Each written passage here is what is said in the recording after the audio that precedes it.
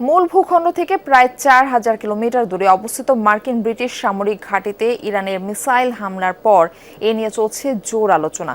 আন্তর্জাতিক বিভিন্ন গণমাধ্যমের ধারণা, হয়তো অচিরেই আন্তঃমহাদেশীয় ব্যালিস্টিক ক্ষেপণাস্ত্র বা আইসিবিএম হামলায় সক্ষম এমন দেশের তালিকায় নাম লেখাতে চলেছে ইরান। প্রশ্ন উঠেছে, বিশ্বের কোন কোন দেশের কাছে রয়েছে এই ক্ষেপণাস্ত্র, আর ঠিক কতটা বিধ্বংসী হতে পারে এই মিসাইল।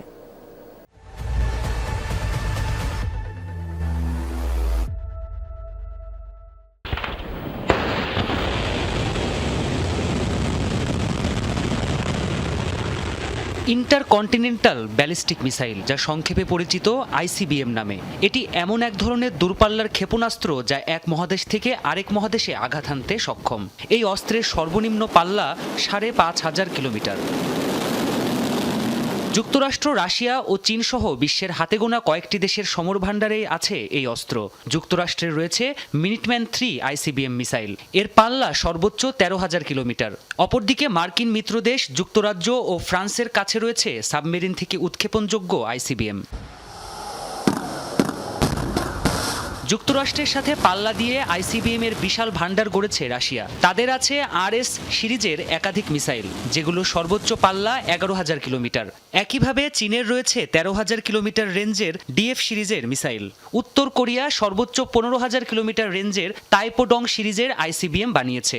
এছাড়া ভারত ও পাকিস্তানের কাছেও রয়েছে পরীক্ষামূলক বা উন্নয়নশীল কিছু দূরপাল্লার মিসাইল।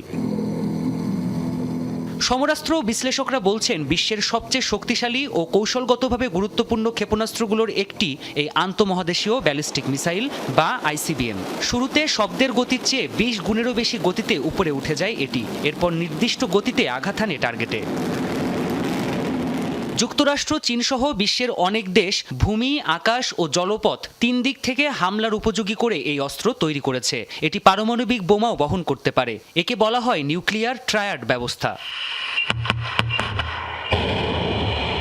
তবে এই অস্ত্র বিশ্বের অন্যান্য দেশগুলোর জন্য চরম হুমকি বলে মনে করছেন বিশ্লেষকরা, কারণ এই অস্ত্রের হামলা ঠেকানো প্রায় অসম্ভব। মারাত্মক এই ক্ষেপণাস্ত্রের সাথে পরমাণু বিস্ফোরক ব্যবহৃত হলে মাত্র ২০ থেকে ৩০ মিনিটের মধ্যে ধ্বংস হতে পারে বিশ্বের যে কোনো প্রান্তের বড় শহর।